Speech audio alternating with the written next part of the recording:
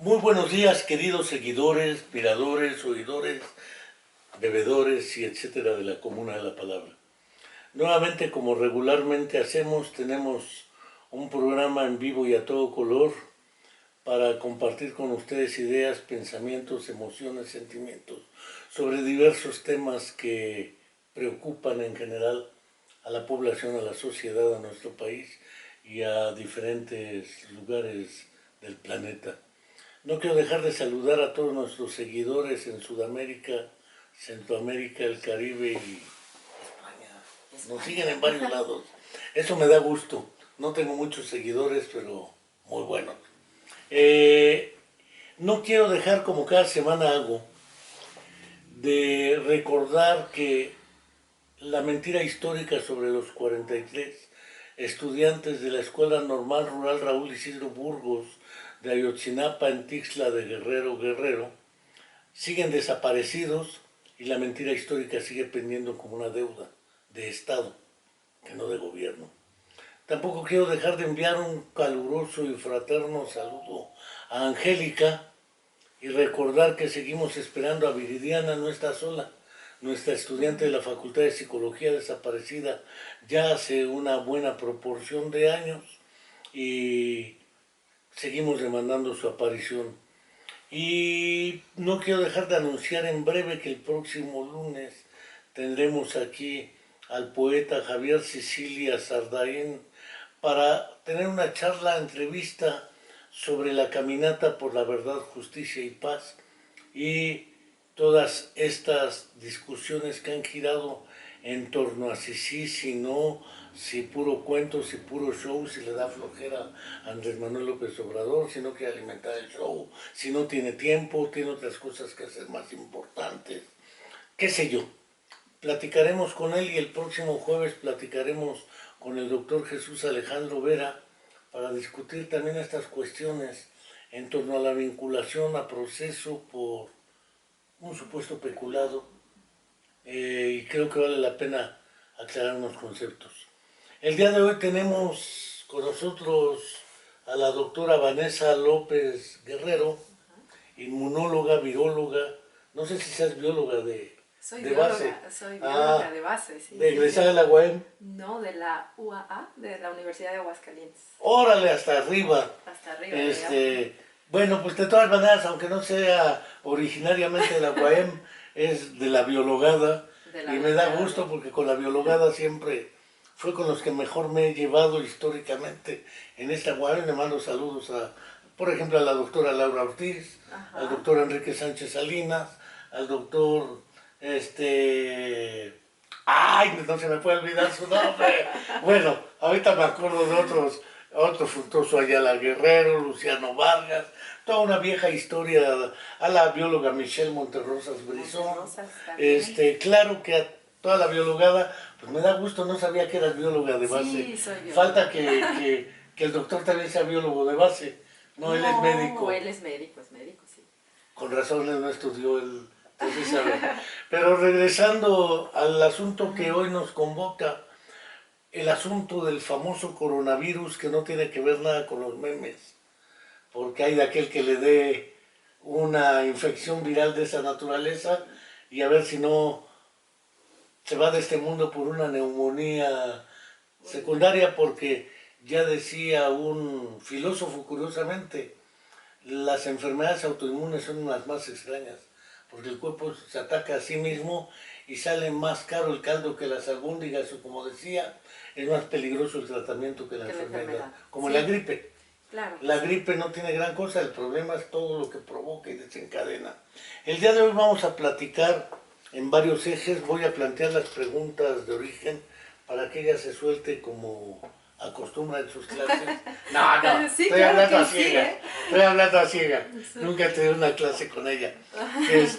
Es académica de la Facultad de Nutrición de nuestra Universidad Autónoma del Estado de Morelos.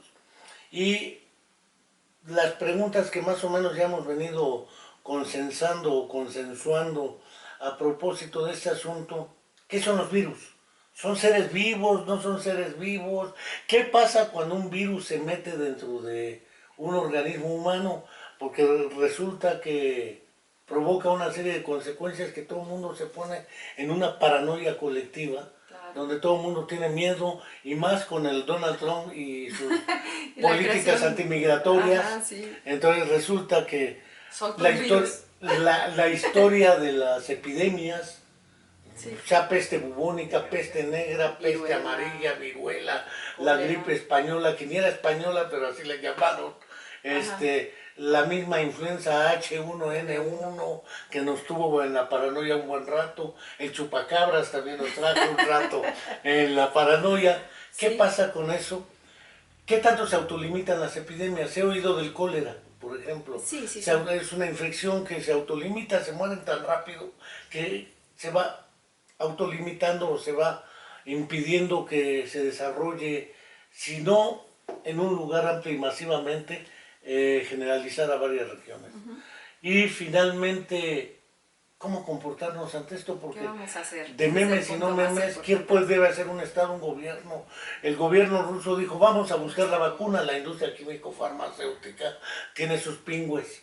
Estas Ajá. enfermedades o virus son creados por el ser humano para reducir población, algunos dicen maltusianamente, otros dicen que en realidad los virus, si no están dentro de un organismo, son inocuos, no sé. Tú que le Exactamente. sabes a estas cosas y a la epidemiología, Sí, cierro mi boca. la pregunta del millón siempre ha sido, ¿los virus son vivos, entes vivos o no vivos? Dentro de la biología no se consideran como entes vivos desde el momento que no mantienen una interacción con el medio ambiente, es decir, no hay una respiración, no hay un intercambio de moléculas con el medio ambiente. En ese momento no hay un metabolismo como tal. Sin embargo, pues son partículas de proteína que poseen genoma dentro, que es capaz de replicarse siempre y cuando encuentre las condiciones para hacerlo. Y con una tasa de replicación altísima, ¿no? Tenemos que en un ciclo de replicación un virus puede producir 10.000 partículas, ¿no? Entonces, ¿qué necesita un virus para replicarse? Porque lo único que hace un virus es replicarse. ¿Eso, replicación equivale a reproducción? Exactamente. O sea, vamos a Es generar decir, sí aparte... tiene una función vital que se llama reproducción. Es la única que tienen. O sea, no hay alimentación. Pues con esa nos han respiración. partido la hostia. Exactamente. Entonces los virus en realidad lo único que hacen es replicarse. Pero como no tienen una maquinaria celular, una maquinaria de replicación propia, No tienen mitocondrias, por ejemplo. No tienen mitocondrias, no tienen de dónde obtener energía, no tienen de dónde obtener los bloques con los que van a formar los nuevos virus. Entonces requieren de un ente que sí los provea y que sí los pueda tomar del medio ambiente. Y estas son las células. Los virus no infectan humanos, no infectan organismos, infectan células. Y las células que conforman un organismo. Entonces, por eso tenemos virus tan particulares que solamente infectan intestino, que solamente infectan pulmón, que solamente infectan piel, que solamente infectan el útero, ¿no? Entonces tenemos una especificidad de los Como el virus. papiloma. Como el papiloma, por ejemplo, que mayormente es epidérmico y que también es nada más de mucosa, ¿no? Pero de mucosa genitourinaria. Entonces, no es pulmonar, por ejemplo, ¿no? En el caso del HPV. De la TB. Por ejemplo, la TB, que es una bacteria, es así, pues puede haber TB que puede ser de riñón, de hueso. Las bacterias tienen un poco más de plasticidad en eso. Los virus son un poco más específicos. Entonces, hay un virus que causa encefalitis, va a infectar el sistema nervioso, probablemente infecte otros órganos, pero no con tanta eficacia. Entonces, los virus, parte de sus características es que son muy específicos en cuanto a la célula que van a infectar, y eso limita también su estudio, porque cuando yo quiero estudiar un virus como ahora el coronavirus, pues tengo que encontrar una célula que infecte el coronavirus, ¿no? Y es un coronavirus humano, entonces tengo que buscar células humanas donde crecerlo y donde replique lo que está pasando en una enfermedad real, ¿sí? Si yo le pongo células a lo mejor de un ratón o a lo mejor células de otro animal, no necesariamente se va a reproducir de la misma manera que lo que hace, o replicarse de la misma manera que lo hacen células humanas. Pero por ejemplo la gripe aviar. La gripe aviar... Que viene de aves, o esta que dicen que viene de marrano, de Bueno, en el puercos. caso de la influenza es que los virus, o sea, conocemos solamente un porcentaje muy pequeñito, ¿no? Pero de lo poquito que conocemos, en el caso de influenza, su genoma es segmentado, quiere decir que cada segmento codifica para una proteína diferente. Cuando hay una coinfección, o sea que dos virus de diferente especie, es decir, uno de ave y uno de humano, llegan a infectar al cerdo, que es ahí el reservorio, que puede tener estas dos infecciones al mismo tiempo, hay un juego como de dominó. Y entonces se mezclan los genes de un virus aviar y de un virus humano, y en el cerdo se hace un virus diferente al que había entrado originalmente, ya totalmente recombinado con genes de ave y con genes de humano, lo que lo hace potencialmente más virulento o que es totalmente desconocido para nuestro sistema inmune y entonces puede generar una pandemia. La fábrica de virus más, en el caso de influenza, pandémicos, donde hay mucha recombinación es el cerdo, porque el cerdo es el animal que tanto se puede infectar de virus humanos como de virus de aves. Nos parecemos tanto al marrano. Exactamente. No sé por qué. Esa es una. Y la otra es que sí ha habido contagios de aves directamente humanos, pero estos casos zoonóticos se llaman, son raros. Y además, una vez que se infecta el humano y puede llegar a ser letal porque es un virus desconocido para el sistema, puede que se recupere, pero este virus no adquiere la capacidad de infectar a otro humano. O sea, sigue siendo un virus de ave que infectó a un humano, se dio esa infección, pero ese humano no pudo infectar a otros humanos porque el virus siguió siendo de ave. O sea, ahí hay casos muy particulares. Pero en estos que se vuelven pandémicos o epidémicos. En este caso lo que pasa es que algo pasa en el virus que viene de origen animal que cambia de tal manera que ya no requiere el animal, sino ya puede infectar a humanos. Y esto es lo que pasó con coronavirus. Al principio no se sabía muy bien si había este contagio entre humanos, ¿no? Pero ahorita con la cantidad de casos y todo es evidente que el humano ya lo contagia a humano. Entonces es un virus que ya se adaptó totalmente al humano y que ahora va a infectar a humanos. Ya no se va a regresar al murciélago, ¿no? Probablemente, no lo sabemos. ¿Y qué es de vías altas? Es de vías aéreas altas, como todos los coronavirus. Los coronavirus no es una enfermedad, digamos, desconocida para nosotros. Hay coronavirus circulantes de los cuales nos enfermamos normalmente, que son gripas comunes. ¿Por qué el nombre? Corona. Por la forma. No por la cerveza, ¿eh? No por la cerveza, no. Evidentemente no que... es chelavirus. No es chelavirus. Es un virus que tiene... Por la forma. Tiene espículas, una proteína que se llama la proteína S, y esa forma una corona cuando tú la ves al microscopio. De hecho, todos los virus tienen un nombre parecido a su morfología. Son pura analogía. Sí. Como rotavirus pensar, por ejemplo, es una rueda. El gancho del hipocampo, el giro del cíngulo, la silla turca, etc. Todo lo que hay en anatomía que se parece a algo ya conocido, igual pasa con los virus. Y en el microscopio se ve como una corona, se llama coronavirus. No sé. Hay muchos coronavirus. Sí, hay muchísimos coronavirus, sobre todo de origen, que le dan los animales, que eso es otra parte, ¿no? que tenemos que platicar, es que tenemos coronavirus en México, siempre ha existido, o sea, hay coronavirus porcino, hay coronavirus en caballo, hay coronavirus en aves, que causan diferentes patologías a las que estamos viendo. Por ejemplo, en animales lo más común es que de diarreas y eventos en los perros, en los gatos, a los cuales ya hay vacuna para algunos, ¿no? Por ejemplo, para perros hay vacuna de coronavirus canino y también para gatos. O sea, sí es una enfermedad que se conoce, el virus, pues, como tal. Lo diferente ahora es que es un virus nuevo que nuestro sistema inmune no conoce y entonces esto ha generado pues esta gran cantidad de contagios. Ahora bien, este nuevo coronavirus... Lo que se desconoce, pues evidentemente es el origen, ¿no? Se ha especulado mucho que si es el murciélago, que si es por comer alimentos crudos. Y esto en realidad ahorita suena a ser irrelevante, ¿no? Porque en realidad ahorita lo que tenemos que ver es cómo no vamos a hacer que esto sea más grande todavía. Porque tenemos la manera de contenerlo, pero con medidas preventivas y todo esto que sigue. Lo cual es inocuo que si usas geles, que si usas... No, hay que, precisamente esas son las medidas que nos van a ayudar y que tenemos la ventaja ahorita de saber que en el momento que llegue, ¿qué tenemos que hacer? ¿No? La Secretaría de Salud nos dirá qué normas tenemos que seguir, ¿no? Porque habrá una serie de eventos que habrá que tomar en cuenta, como pues, eventos sociales, el ir a clases enfermo, cosas así que, bueno, ahorita lo platicamos.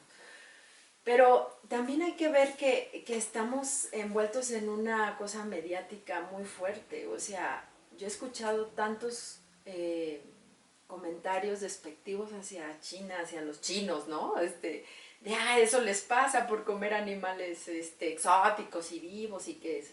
Pero en realidad, digo, cuando yo platicaba con mis estudiantes, digo, no se trata de buscar culpables. En realidad estas infecciones han pasado, como tú lo dices, a lo largo de la historia en diferentes países. Y a México le tocó en el 2009 con H1N1 ser China, ¿no? Y no era porque comiéramos cerdos crudos ni nada, simplemente se dan estos cambios en las poblaciones de virus, ¿no? Normalmente, cíclicamente aparecen nuevos virus que hay que combatir, ¿no? Hasta que se autolimitan, ¿no? Llega un momento en que todas las epidemias tienen una distribución normal, empieza un poquito, llegan a una meseta y luego va decayendo. Sí, pero pensando en la gripe española, prácticamente diezmó Europa.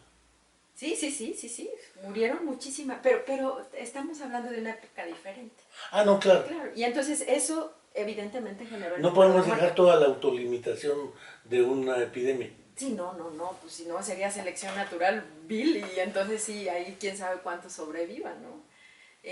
Porque estamos hablando de también una selección natural, ¿no? En el caso de epidemias que hay en la vida silvestre de virus, pues sí merma muchas poblaciones y quienes sobreviven, pues los más fuertes, ¿no? Los que tienen la capacidad de limitar esta infección, los que tienen un sistema inmune que permite sobrevivir a esa infección. Y los más débiles, pues siempre son los más rezagados. En el caso del humano, pues ya no funciona así, ¿no? Aquí todos tienen la oportunidad de sobrevivir siempre y cuando sigan las medidas o se hagan pues lo que se tenga que hacer en el momento, ¿no? En el caso de gravedad, ¿no? La asistencia, la ventilación, todo justo en su tiempo. Supongo que eso lo están haciendo en China y de todas maneras se les están muriendo. Pero el número de muertes o de defunciones no es tan elevado como para otros virus. Si hablan de 3.000 infectados y 600 muertos, no, ahorita... contra 11 millones de habitantes de Wuhan. Ajá. Y contra la mitad del mundo en China. Sí, no, realmente tiene un porcentaje de mortalidad de 2 a 3%. Ahorita estaban en 7.700 casos, ahorita confirmados de este virus, y 170 bajas, muertes. Ahorita que hablas de un coeficiente de mortalidad. Ajá. Debe haber un coeficiente de morbilidad. Sí, claro. Por morbilidad entendemos coeficiente de cuántos se pueden contagiar. Una persona, ¿qué capacidad y cuántos más puede contagiar? Y de mortalidad, ¿cuántos de los contagiados se mueren en la proporción del número de contagiados? Exactamente. Y aún así, es esa persona que fallece, además, ¿qué otras causas puede tener a su fallecimiento? Porque muchas veces no es el virus, como en este caso, pues hay otras enfermedades. Comorbilidad le llamarán. Comorbilidad o subyacentes que complican el cuadro. O sea que a lo mejor si esa persona no ha tenido diabetes, diabética, es hipertensa, obesa o tiene un problema de corazón, seguramente hubiera sobrevivido. Pero es eso más la sumatoria de lo demás. Entonces este virus al parecer ataca, o bueno, las personas que han fallecido han tenido una serie de complicaciones subyacentes que no necesariamente tienen que ver con el virus, a diferencia de influenza. Que en el caso de influenza, aunque sí hay mayor mortalidad en personas con hipertensión, con diabetes, todo, también tenemos la parte de jóvenes que aparentemente eran sanos y que tuvieron un desenlace fatal, ¿no? Y que fallecieron. En este caso, en el caso del coronavirus, por lo menos hasta ahorita, o en la población china, que es algo que hay que tener muy en alerta, es que la población china se ha comportado de esa manera. No sabemos en nuestra genética, en nuestro ambiente, cómo se va a comportar este virus. A ver, pensándolo, lo voy a plantear a la inversa. Scientific American publicó muy recientemente, el año pasado, un artículo hablando sobre neurociencia y un poco de lo que es cognición, entrando en el tema de los sentidos que dan información al sistema nervioso. Sí, y hablan nuestro sentido inmunológico. No voy a pensar en cómo se comporta el virus cuando ingresa al humano, a la inversa. ¿Cómo se comporta el cuerpo humano cuando ingresa el virus? Porque efectivamente parece ser que es peor el remedio que la enfermedad misma. la forma de comportarse del organismo es lo que provoca la muerte del paciente, la producción de moco, las citocinas, la etcétera. inflamación. Todo ello impide que el sistema funcione adecuadamente, el incremento de la temperatura o termorregulación, la dificultad respiratoria, disneas, hipoxias, etcétera. Sí, Todo eso en realidad son reacciones del organismo ante el virus. sí, y Si no eso, reaccionara así, ¿qué pasaría? ¿qué pasaría? Bueno, eso ¿No se muere es un uno? punto clave en influenza. La gente que llega a fallecer no se muere propiamente de la replicación viral, sino de la respuesta inmunológica que montó esa persona hacia ese virus, que hay edema pulmonar, principalmente hay inflamación exacerbada, ¿no? Y eso provoca un daño mayor que el sistema se descontrola por tratar de contener la infección y pues causa más daño que bien, ¿no? Entonces, ¿qué es lo que hay que hacer ahí? Pues un poco apagar el sistema inmunológico. Por eso es tan importante, yo que soy inmunóloga más que viróloga, bueno, de los dos bandos, es que tenemos que saber cómo infectan estos virus y tenemos que saber qué mecanismos tenemos nosotros para atacar estos virus y qué es lo que nos está matando realmente, si es el virus o es la respuesta que estamos generando. Y sabiendo un poco más sobre todos estos mecanismos moleculares, biológicos, inmunológicos, pues también podemos diseñar una mejor vacuna que precisamente vaya hacia los elementos protectores y no hacia los elementos que generen inflamación, por ejemplo.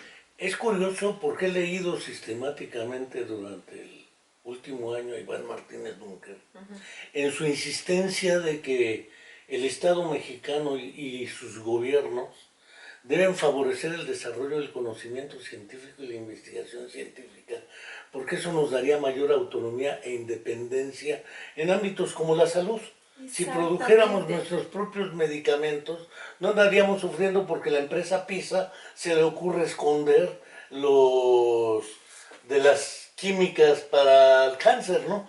En un tiempo leía Lewontin y su estudio sobre genes y herencia, virus y cáncer, Ajá. que ese es otro rollo el del cáncer Sí, y los sí, virus. sí, sí.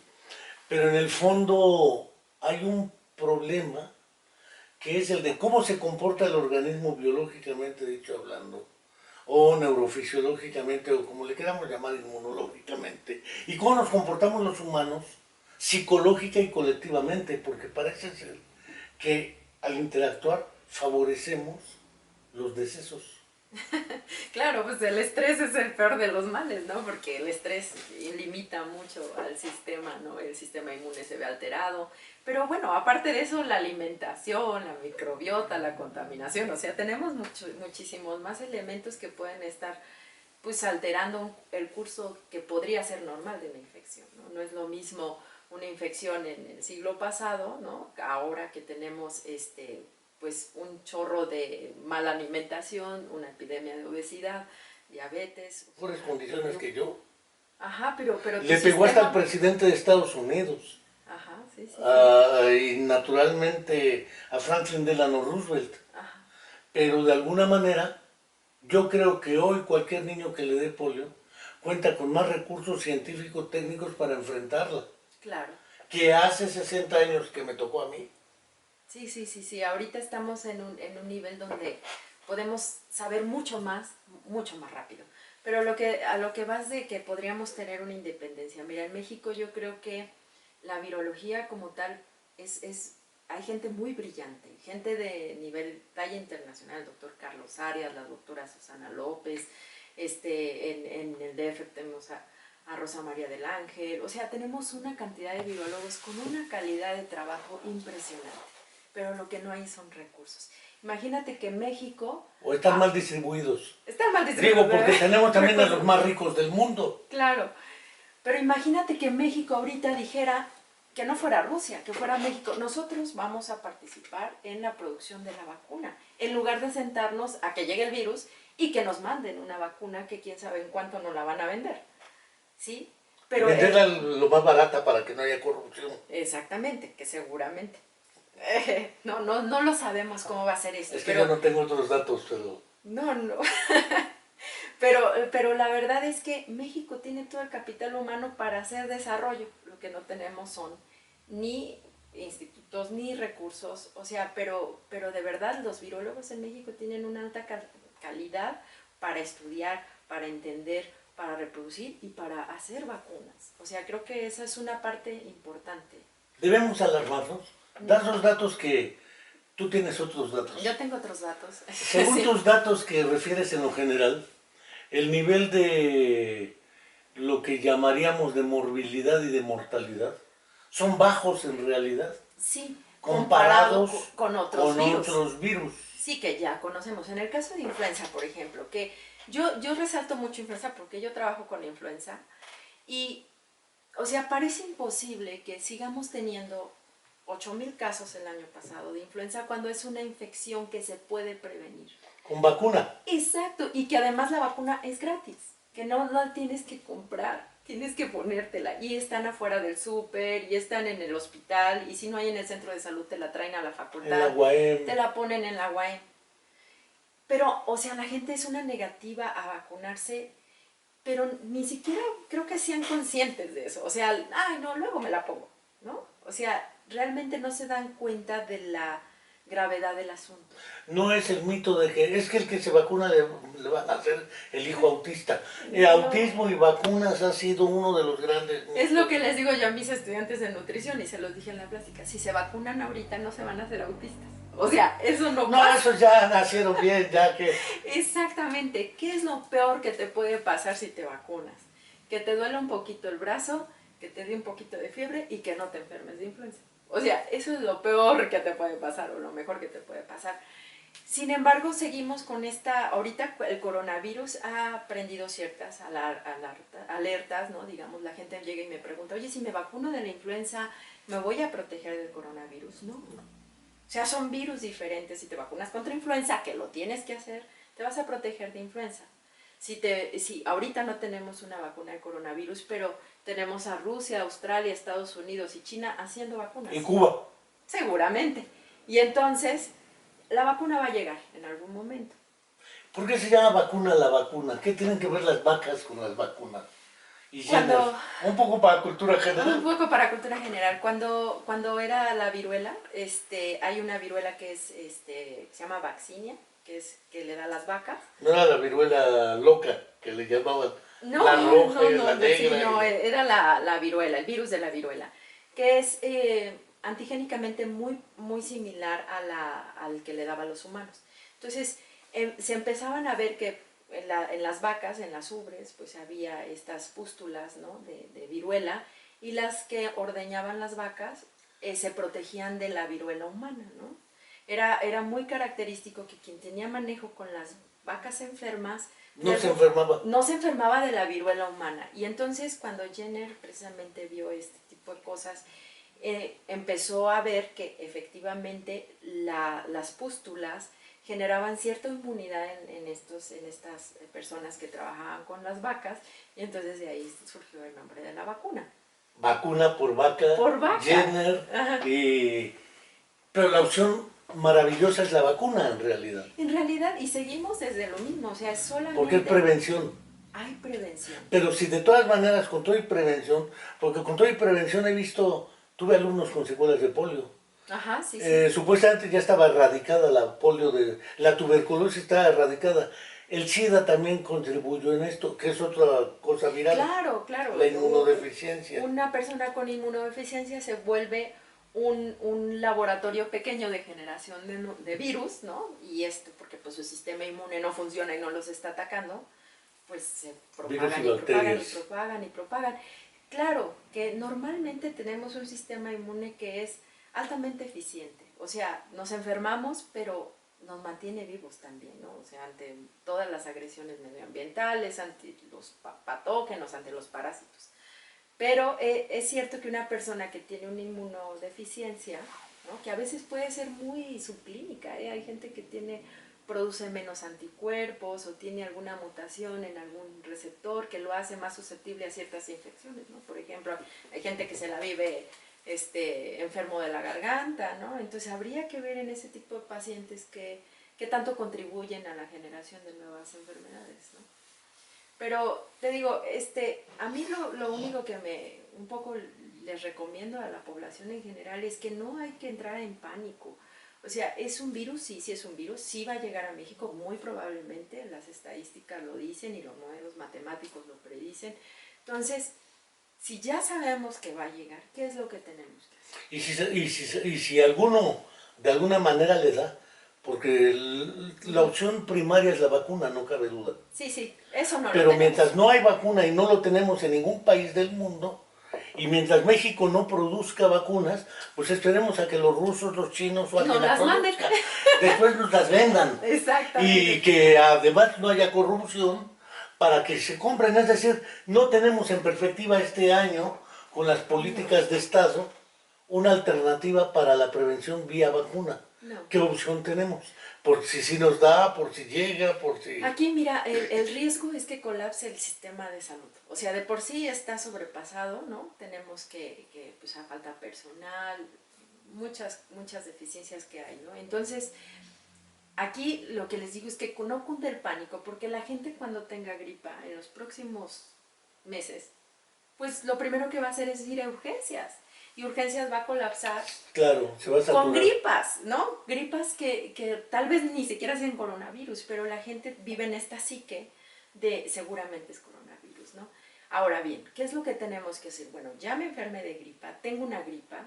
Antes de correr a saturar un servicio de urgencias o una consulta externa, lo primero es ver qué síntomas tengo. O sea, realmente tengo fiebre, tengo dificultad para respirar, creo que es una gripa que realmente me va a causar un problema, tengo dolor en el pecho, ¿sí? Ya llevo 2 días muy mal sintiéndome, pero ok, entonces vean los servicios de salud. Pero los síntomas son iguales que los de la influenza. Entonces, aunque el INDRE pueda tener todos los recursos, ahorita ya se está preparando y está preparado para el diagnóstico, pues no lo mismo, porque va a ser a nivel nacional, ¿no? Esto va a llegar muestras y muestras y muestras. ¿Cómo se diagnostica? Es vía molecular ahorita, es laboratorio. Laboratorio PCR, o sea, ¿PCR qué es? Es un análisis genético. Estamos buscando el genoma del virus. O sea, no es una prueba de... Vía sanguínea. Vía sanguínea, no, con secreciones pulmonares, de mucosa. Se hace el aislamiento del material genético que hay ahí y se hace una amplificación con esta técnica que se llama PCR y si amplifica con unos pedacitos que se llaman oligos específicos para este virus y amplifica, es decir que es positivo, si no amplifica pues tienes otra cosa. Dentro de este panel, digamos, pues se tiene que hacer el diagnóstico diferencial de influenza porque estás teniendo los mismos síntomas. Entonces hay que ver si es influenza o es coronavirus. En síntesis, sí hay capacidad en México para diagnosticar los casos de coronavirus. Yo creo que sí, y poco a poco esto, digo, parte de lo que sabemos ahorita es que hay que prepararse. Y hay que prepararse a nivel, o sea, nacional en cuanto a los hospitales. Tenemos que preparar a la gente, ¿no? A la que va a estar en contacto con estos pacientes. Si es sumamente contagioso, ¿qué comportamientos o medidas son básicas? 1 y 2, porque si no vamos a acabar viendo la ropa como sí, claro que sí. Cuarentenas de aislamiento total y absoluto, con todo el sistema, ¿no? No, es que es precisamente lo que no hay que hacer, o sea, no caer en la paranoia ni en el pánico. O sea, hay medidas muy básicas que protegen y ayudan a la contención. Una, el lavado de manos. Es, creo, la mejor, pero no nada más para coronavirus, para todo, ¿no? Es lavarse las manos constantemente, que si te subiste a la ruta y llegaste a tu casa, lávate las manos llegando. O sea, no traigas todo eso de la calle a tu comida, a tu casa, ¿no? Lavarse las manos es muy importante. Ahora, que no tengo acceso a agua y jabón porque ando en la calle, ¿no? Mi gelecito antibacterial, que es el alcohol, cada quien ya vaya comprándose pues, su botellita, ¿no? Para traerla en la bolsa. Otra cosa muy importante, si sabemos que alguien está enfermo, ese alguien enfermo tiene que ser consciente de que puede infectar a más personas, entonces el aislamiento es otro de los puntos. Si yo sé que estoy enfermo, no tengo que ir a trabajar, no tengo que salir, tengo que quedarme en casa, reposar, a hidratarme, a llevar mis cuidados paliativos. desgraciadamente pues a veces no hay esa facilidad de los trabajos, de las escuelas, de no puedes faltar, tienes examen, o no puedes faltar, tienes que trabajar. Entonces, los que puedan, en medida de lo posible, pues tendrán que hacer home office, ¿no? Hay muchos trabajos que te permiten trabajar en casa sin que esto implique tener contacto con más gente. Otra de las cosas que tenemos que hacer es, bueno, yo sé que esta práctica luego a veces es muy común de saludar de beso y que el abrazo, ¿no? Muy efusivamente a todo el mundo. Esto es contagio, contagio, contagio, contagio, y a veces eres asintomático, todavía no tienes los síntomas, pero sí eres un portador y puedes estar contagiando. Entonces, evitar el contacto humano-humano, que es socialmente mal visto, ¿no? Porque a veces te quieren saludar de beso y tú, no, espérate, no, está el coronavirus ahorita, ¿no? Pero eso hicimos con el caso de la influenza, o sea, se fomentó el no saludarse de mano, el no saludarse de beso, y creo que en la medida de todas estas medidas que se tomaron, la epidemia no fue tan fuerte. O sea, pudo haber sido peor. O sea, si la gente no sigue las normas, ¿no? Pero bueno, se desinfectaron camiones, se desinfectó el metro, hubo el uso de cubrebocas también es otra de las cosas que podemos emplear. Los médicos, las enfermeras tienen que ser entrenados. Se supone que ya tendrían que serlo, pero bueno, vamos a darles una recordadita de que cuando llegue un paciente con estas características, ¿qué es lo que tienen que hacer? Pues sus guantes, su cubreboca, mascarilla de seguridad, o sea, hay muchas cosas con las que podemos evitar que esto sea de proporciones mayores, ¿no? O sea, cositas pequeñas. Ir al súper, por ejemplo, ¿no? Hay mucha gente que va al súper y, digo, me incluyo, ¿no? Voy yo, los niños, mi mamá, o sea, vamos todos en bola al súper, ¿no? Tal vez ahora nada más va una persona para precisamente... Más que eres bien gourmet. Sí. Y lo sabré. Y entonces, la verdad es que hay que seguir las medidas de una alerta, ¿no? Que es cuando hay este tipo de casos. La Secretaría de Salud empieza con lo que no es esencial. ¿Qué no es esencial? Ir al gimnasio, ¿no? Para mucha gente lo es, pero bueno, es lo primero que cierran, y bueno, porque además hay muchos fluidos, ¿no? Mucho sudor, muchas toallas, muchas cosas que pueden ser riesgo de contagio. Los spas, ¿no? También es lo primero que van a, parte de lo que se va a ver afectado, ¿no? O sea... Todos los que van a cuidar el fitness. Fitness, sí, claro. Entonces, ¿qué te va a quedar? Pues bueno, hacer ejercicio en tu casa, ¿no? Donde no haya más riesgo de contagio. Otra cosa, pues evitar las conglomeraciones, que es, por ejemplo, ir a misa, ¿no? Muchos van a decir, ay, qué bueno, no tengo que ir a misa, o muchos dirán, ay, qué pena. Pero otros digan, pásamela en la tele, ¿no? O sea, este tipo de cosas donde hay conglomeración de gente, pues evidentemente se vuelve un foco de infección. Entonces, las recomendaciones para este tipo de alertas, pues son evitar todo este tipo de comportamientos que tenemos, o ir al cine, ¿no? Que también para mucha gente puede ser, ay, ¿y ahora qué voy a hacer? ¿No? Pues ves Netflix en tu casa, o ves la tele, ¿no? Otra cosa que también puede pasar es que suspendan eventos sociales como partidos de fútbol, conciertos, todo eso. Claro que hay una merma económica con este tipo de epidemias que le pega durísimo a todo ese sector, y al turismo ni se diga, porque ahorita donde están viendo mayores pérdidas ya al día de hoy es en el turismo, porque China es el principal emisor de turistas, más que ser turística China, que sí lo es, salen muchos chinos fuera, y ahorita pues con toda la cuarentena china. Están en cuarentena, y pues la verdad es que te digo que hay una satanización también hacia la cultura china, hacia los chinos, ¿no? Ayer en una plática o en algún momento me decían, no, es que hay muchos chinos por mi casa, sí, pero el hecho que sean chinos no quiere decir que estén infectados, ¿no? O sea, no tratemos de hacer esas cosas, ¿no? O sea, es una enfermedad, hay que tratarla como tal, hay que esperar las recomendaciones, que normalmente son recomendaciones buenas, que si se siguen, sí van a limitar la propagación y sí van a hacer que esta cosa sea mucho más grave.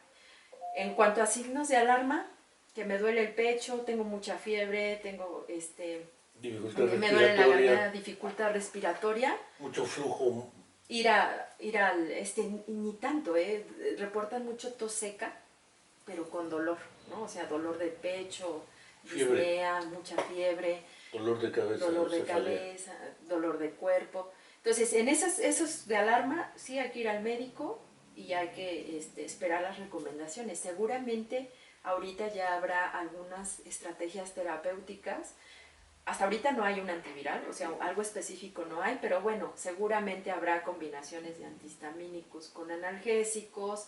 En el caso, no sé, había leído un caso que fue tratado con esteroides y no funcionó, pero por ejemplo en el caso de influenza a veces meter un poquito de esteroide ayuda a bajar el edema, o sea, entonces hay que ver si con estos medicamentos que sí hay a la mano y que son totalmente generales para cualquier gripa funcionan, pues llevársela con esos, ¿no? Y guardar De el todas maneras reposo. no hay de otra. Son los No que hay de tenemos. otra, Es claro. decir, te van a acabar dando desloratadina, más Más paracetamol. el paracetamol, Sí, o además sea, y el ácido acetil salicílico no prescrito porque es anticoagulante. no, y tiene consecuencias en algunas infecciones virales, o sea, dan síndromes raros, síndrome de Reye y todas esas cosas.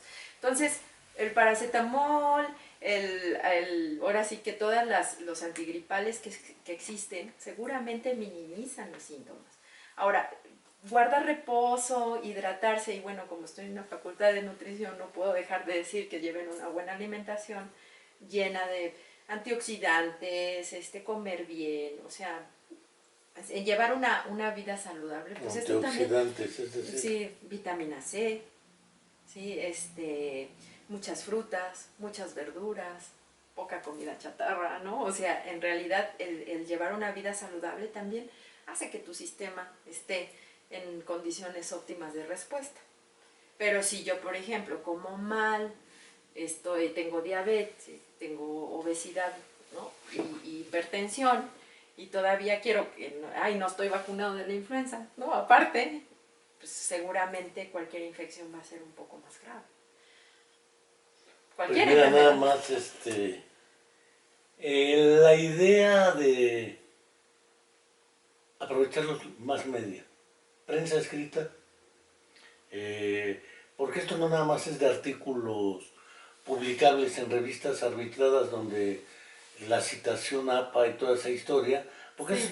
dijera alguna vez alguien, nadie lee a los investigadores. Más que los investigadores. No, y además cuando asesoran tesis y demás, tienes que citar los últimos 5 años y seguro ahí apareces tú citado, Claro, si no seguramente no hay sí, claro. index de citación Y además, esa historia. mucho es lees a los que conoces, ¿no? Claro. De tu área y todo, pero si me dices a mí, oye, tú le has seguido un artículo de física, pues no. O sea, ¿no? Entonces sí, es cierto eso. Entonces, de alguna manera no sería suficiente, pero la responsabilidad que tienen los medios de comunicación y de información, prensa, radio, televisión, las benditas o malditas, según Redes. sea percibido por alguien en redes, y naturalmente programas como estos, donde gente como tú se encargan de estar difundiendo, de estar generando un poco de información fundada, no infundada, porque eso de que pinches chinos se encargaron de inventar una enfermedad para diezmar la población, o mira, cosas que por ejemplo se permean, ¿no? Me preguntaron de unos videos donde se veía que gente se caía en China. Evidentemente no estamos ahí para saber si eso es real o no, pero bueno, la evidencia científica dice que no es real, o sea, son cosas que han inventado, ¿no? O sea, para generar un pánico en la población. O cosas, también me preguntaban, oye, consumir productos chinos, ¿no? Que vienen de China y comida china nos va a infectar. Pues en teoría no. En teoría no, porque necesitas un chino para que te pegue, ¿no? Si eso es lo que... O China. O China, ¿no? Para que te contagies. No necesariamente tienes que comerte un arroz chino para que... O sea, hay mucho tabú en esto, ¿no? Y te digo, la verdad es que la parte mala de esto es que hay ese señalamiento hacia los chinos, ¿no? Es que son los... Digo, a ver, no hagamos eso, porque México en el 2009 fuimos China. Y sí hubo señalamiento también, ¿no? Cerraron fronteras y ya no, muchas cosas hubo de un poco segregar a los mexicanos, pero en realidad esto hubiera pasado en China, en México, iba a pasar en algún momento. Nos abre dos oportunidades esto. Una es darnos cuenta de que la sanidad animal también es importante. Y eso es algo que se ha dejado como un lado. Ay, es que sí, el contagio humano-humano. Bueno, viene de animales, pero ¿por qué viene de estos animales? Pues porque hay un contacto íntimo con ellos. Dicen, es que te comes el murciélago en la sopa. Poco probable, pues porque el murciélago está cocido. Bueno, por lo menos así se ven los videos, ¿no? Y un virus con el calor se inactiva. En realidad es el contacto con los fluidos, con animales que están hacinados, pero vivos. O sea, las aves vivas, las serpientes vivas, los murciélagos vivos en los mercados. Entonces hay que voltear hacia allá y decir, bueno, o sea, ya vimos que de ahí se puede originar, pues entonces tenemos que tener un control sobre esto, sobre realmente vale la pena consumir animales exóticos que pueden generar esta... Sopilote. Exacto. Mira, que luego también dices que comen cosas bien extrañas. Le digo, pues en México no nos quedamos no atrás. No nos quedamos mal. O sea, les digo, vean lo que comemos nosotros, ¿no? Entre jumiles, chapulines, gusanos, o sea, ¿no? Escamoles, serpiente de cascabel. Serpiente de cascabel, en Guerrero, ¿no? Armadillos, iguanas. Que comen... hasta sopilote.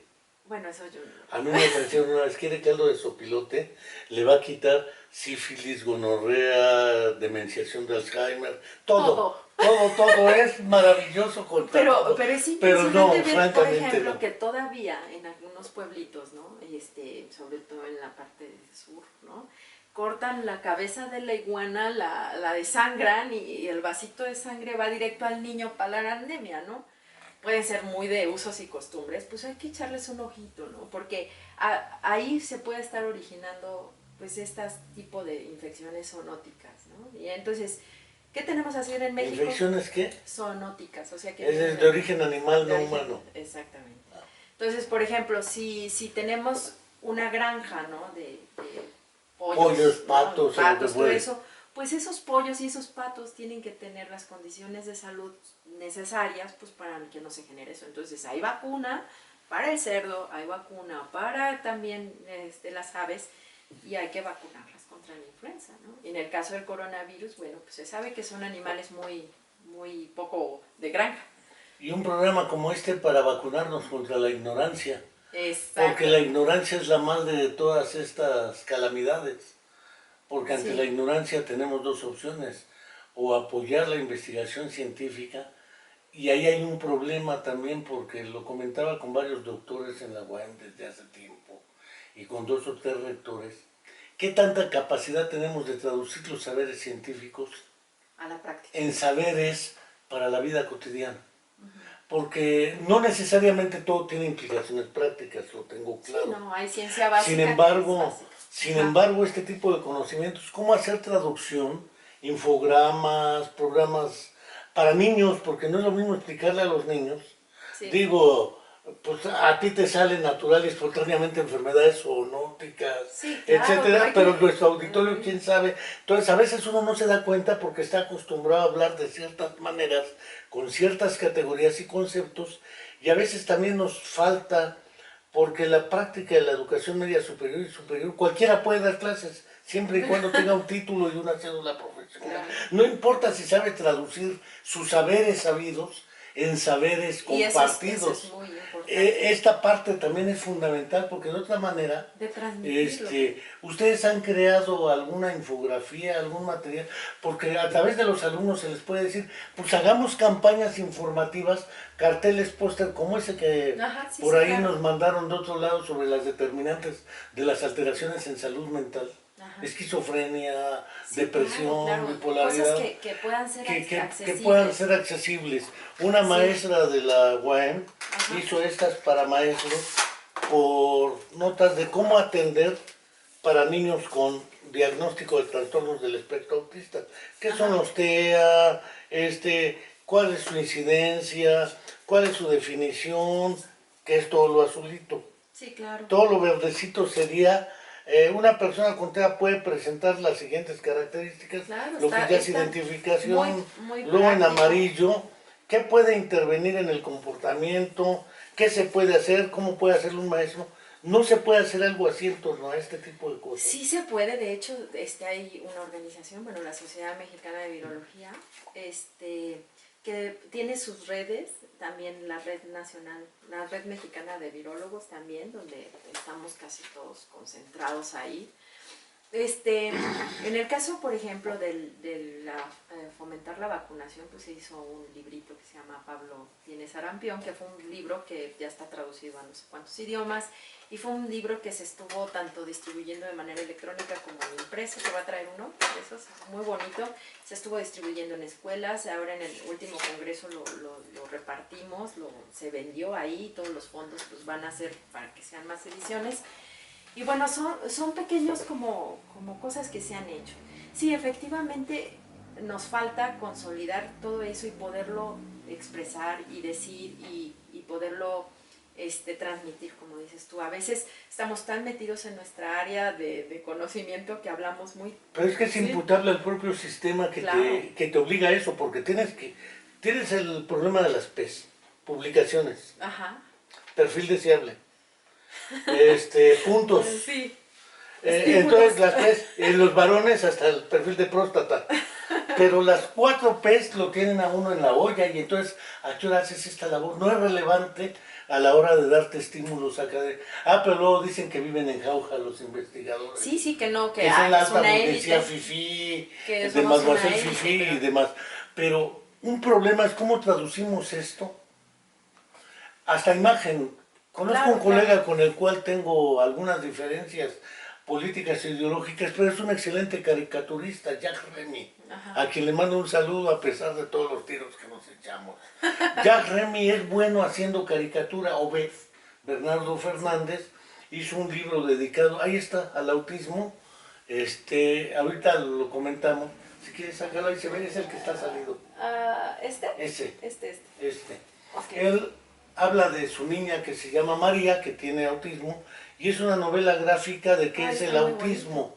Entonces, esto yo supongo que no viene en los exámenes departamentales de evaluación de la Facultad de Nutrición. Y además no te lo cuentan. Y además no cuenta porque tiene que ser académicos y científicos. Sí, tiene que estar. Pero aquí el Bernardo Fernández alias Beff, que además les recomiendo el libro, Habla María, cuentan qué pasa con el autismo, pero no solo con la persona, con su familia, el entorno social, cultural. Claro, que es muy importante. Si tus alumnos hicieran una cosa como esta dedicada a coronavirus, yo sé que no vienen los exámenes departamentales, pero cumplen una función social.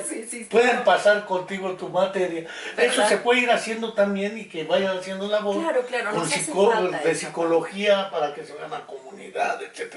Sí. Y esto lo hace muy bien Jack Remy también. Entonces, eso puede ayudar porque facilita para niños y para jóvenes la lectura de textos no tan densos, que ese es el otro problema. ¿Cómo explicar esto del coronavirus? Ahorita ha sido platicado y demás, pero en general hacer ese tipo de materiales creo que nos puede dar una idea mucho más amable de comunicación. Sí, claro. Eso es algo que los científicos tenemos que desarrollar, o sea, es indudablemente, ¿no? La facilidad de comunicar lo que conocemos de lo que sabemos y pues sí hacer un bien social, ¿no? O sea, porque sí muchos, a veces estamos en nuestra burbuja, en nuestro laboratorio y bueno, ¿y dónde está la parte social? Sí, es una parte, te digo, yo creo que se están haciendo pequeñas cosas, ¿no? A veces hay mucha, pues falta de recursos, te digo. Luego a veces es esto, ¿no? Quieres hacer un taller, pero pues sí necesitas rentar a veces hasta sillas, ¿no? Y no hay recursos porque, pues, o lo haces tú de tu bolsa, o tienes que Es que hay una reingeniería que te imponen para darte presupuesto, pues demuéstrame que gastas menos, pero si lo que necesito es gastar para que esto funcione. Sí, necesito un lugar, ¿no? Para poder hacer un evento o simplemente, como dices tú, algo impreso. Necesitamos dinero que nos lo impriman. Esto lo financió Conacid, creo, a la maestra Alejandra. Sí, hay cosas que pueden ser financiadas por Conacid, pero ahora tiene que... hay muchos... El calendario de Conacid no da para el coronavirus, porque cuando metes tu proyecto, ya nos llegó el coronavirus. Y vas haciendo tus tarjetitas para informar hasta el año que entra que te lo autorizan y urgía para ayer. Sí, exactamente, entonces ya no nos va Vamos haciendo para otro virus, ¿no? Por si llega. Por si llega, pero fuera de ello, no quiero dejar de agradecerte porque ha sido ya llevamos una hora, Ajá. muy edificante esto.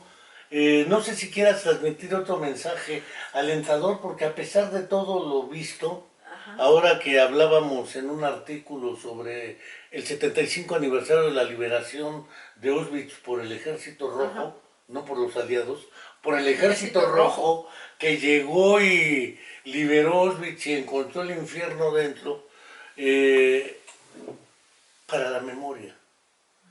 ¿Qué podemos plantearle a la gente para que lo tenga presente? Y cómo explicarle a los niños pequeños qué es eso, porque los medios, decía Humberto Eco, ¿ya de qué sirve un maestro si ya todo lo encuentro en internet? Sí, pero el internet no te explica históricamente su evolución, etcétera. Tenemos que ir más allá de la internet. Sí. ¿Qué nos puedes decir a nuestro auditorio respecto al coronavirus, que no es por la cerveza Corona, ni será modelo-virus, ni modelo-virus?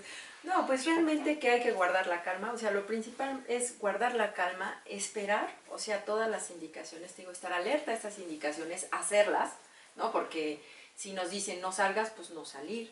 Si vemos a una persona enferma, pues evidentemente evitar el contacto. Ya no digo contacto sexual, ninguno. No, ya ninguno, o sea, no, ni beso. Cuarentena. Cuarentena. Y a los niños, pues sí, explicarles que es importante lavarse sus manitas, que es importante no compartir cosas, la bebida, ¿no? El refresco, el frutzi o lo que sea, ¿no? No compartir, por lo menos durante la contingencia, digamos, es necesario hacer este tipo de cosas. Y hacer que los niños, pero sí es cierto, hay un pánico hasta en los niños, ay, tengo coronavirus, no tienes coronavirus, ¿no? Realmente explicarles que es una gripa y que efectivamente es algo contagioso que hay que tener con cuidado, ¿no? Hay que observar y hay que ver cómo evoluciona la población mexicana, o sea, te digo, porque una cosa son los chinos y otra cosa somos los mexicanos, ¿no? Entonces hay que ver cómo evoluciona. Y seguramente va a ser como influenza, o sea, va a llegar a una meseta y luego después va a volverse cada vez menos casos, ¿no? Entonces, se va a autolimitar como todas las infecciones virales, llega un momento en que ya no avanzan más, entonces esperar cómo se comporta. Ahora, tenemos la ventaja de que ahora con toda la tecnología, pues tenemos predicciones, modelos matemáticos, hay gente ya trabajando esto que se acerca mucho al movimiento de todas las epidemias, ¿no? No es la primera epidemia que llega a México, no es un virus propiamente nuevo, o sea, es un virus que cambió, digamos, de hospedero, pero que siguiendo, les digo, las recomendaciones tanto de la Secretaría de Salud como de los que trabajamos con virus, pues va a ser algo que se va a poder manejar, pues creo que de la mejor manera, o sea, que no tiene que ser un acto grave ni un evento que sea catastrófico, sino que se puede... No es uno de los jinetes del apocalipsis. Yo creo que no. Que esté presagiando la caída inminente de la humanidad. No, y sobre todo vacúnense contra la influenza, que eso es gratis, está disponible.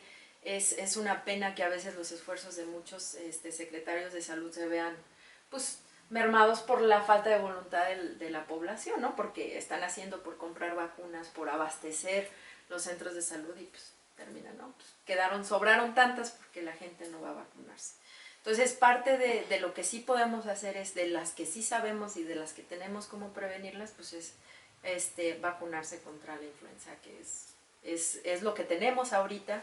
Y bueno, en el momento cuando tengamos de coronavirus, pues seguramente también vacunarnos contra el coronavirus.